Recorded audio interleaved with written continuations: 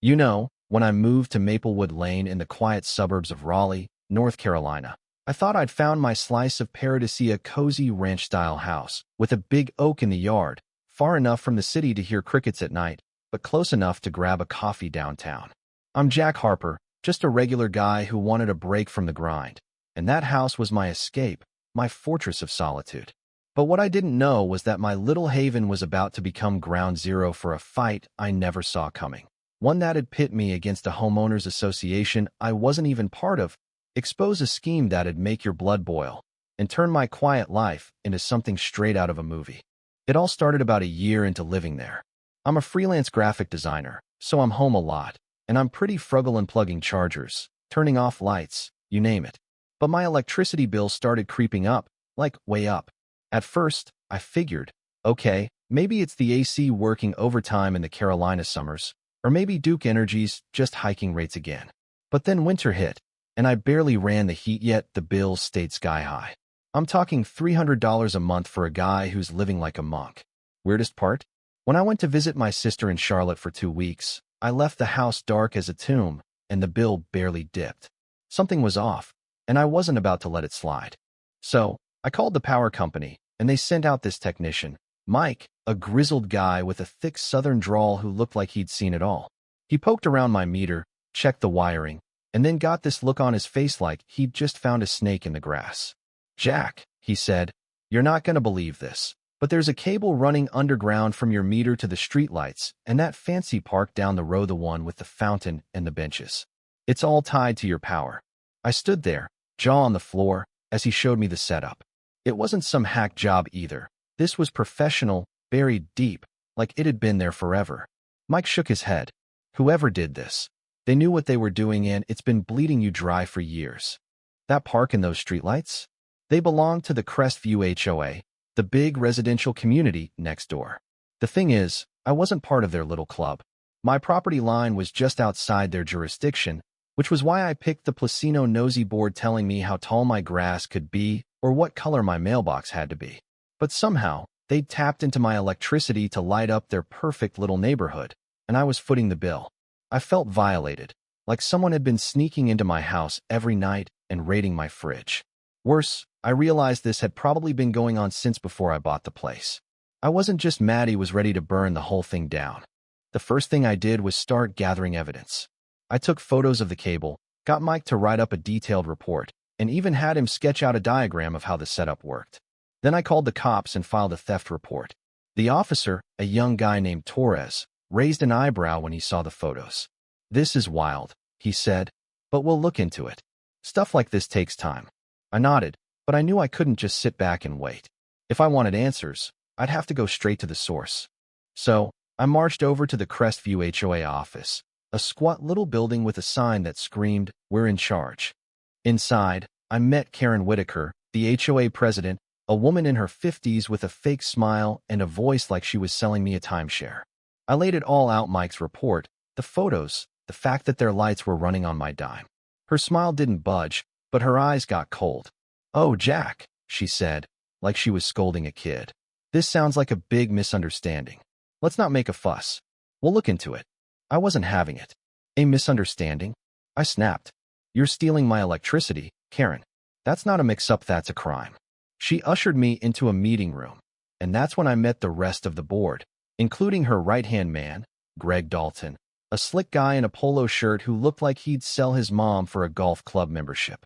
Greg leaned back in his chair, all smug, and said, "Look, Mr. Harper, we're a community here. These things happen. We'll figure out the costs and make it right. But let's keep this friendly, okay?"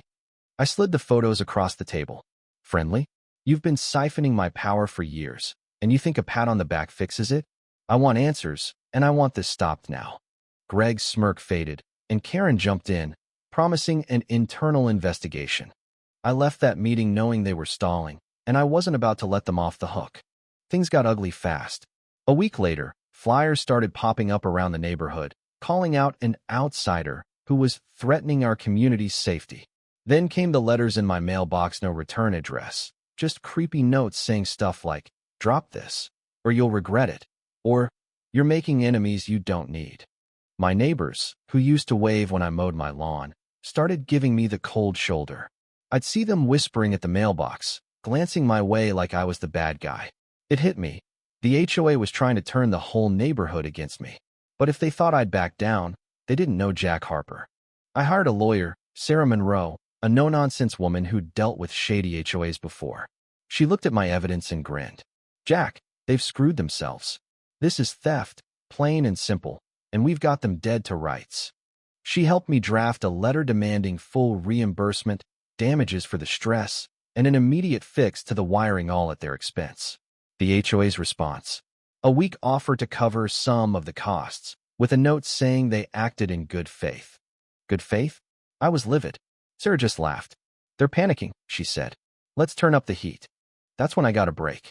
A buddy of mine, Pete, knew a guy who used to do electrical work for the HOA, a retired electrician with a guilty conscience. Over beers at a dive bar, Ronnie spilled the beans. They hired me to run that cable. Jack, he said, staring at his glass, told me it was a temporary fix to save money. I knew it was wrong, but I needed the gig. His testimony was gold, and with Sarah's help, we added it to the pile of evidence. Now I had the HOA by the throat, but they weren't going down without a fight. The turning point came at a big HOA meeting, packed with residents who'd swallowed Karen and Greg's lies. I walked in with my folder of evidence, feeling like a gunslinger stepping into a saloon. Karen was at the podium, droning on about community unity. When I stood up, "Can I say something?" I asked, loud enough to cut through her spiel. She froze, but the crowd was curious, so she had to let me speak. I held up Mike's report and started talking. For years, the HOA's been stealing electricity from my property to power your streetlights and that park. I'm not even in your HOA, but I've been paying for it. Here's the proof: photos, reports, and a contractor who says they planned it. I passed out copies, and the room went dead quiet. Greg tried to interrupt, shouting, "This is slander," but I wasn't done. Slander? Then explain this, I said, holding up one of those creepy letters. You've been threatening me to shut me up, but I'm not going anywhere. The crowd started murmuring, and Karen's face turned red. She banged her gavel, yelling, "Meeting adjourned," and bolted out, Greg trailing behind her like a scolded dog. I could feel the tide turning. People were asking questions, demanding answers. A few even came up to me after, apologizing for believing the HOA's nonsense. One lady, Mrs. Carter, grabbed my hand and said, "You're doing what we were too scared to do." Thank you. Sarah and I filed a lawsuit, and the media got wind of it. Local news ran stories about the HOA heist, and suddenly Karen and Greg were on the defensive. Former residents started coming forward, sharing their own horror stories: fines for nothing, money vanishing into board members' pet projects. The HOA's insurance company, smelling a PR disaster, pushed for a settlement. On the eve of the trial, they caved. They agreed to pay $175,000, covering every cent of my bills, Sarah's fees, and compensation for the hell they put me through. Karen and Greg resigned, their public apology printed in the Raleigh News and Observer for everyone to see. Best of all, they had to install new power lines for the park and lights, and I watched from my porch as the crew ripped out that cursed cable, knowing I'd won. Standing there, sipping coffee as the sun set, I felt lighter than I had in years. My house was mine again, and the neighborhood? It was different now. The new HOA board opened their books, started streaming meetings, and listened to people. Neighbors I hadn't talked to in months invited me to barbecues, and Mrs. Carter even baked me a pecan pie. My fight wasn't just about might. Woke everyone up, showed them they didn't have to bow to bullies like Karen and Greg. I heard other HOAs in the county were getting audited, and some folks even started calling me the guy who took down Crestview. Just a guy who wanted to mow his lawn in peace. Looking back, I learned you can't let people walk over you, no matter how powerful they seem. Every photo I took, every call I made, every time I refused to quit, it all mattered. But here's the thing that keeps me up at night. How many other people are out there, paying for someone else's scam, too afraid or too tired to fight back? I got lucky. I had evidence, a good lawyer, and a stubborn streak a mile wide. Not everyone does. So, I'm asking you, have you ever dealt with an HOA horror story, or maybe a neighbor who crossed a line? What would you have done in my shoes?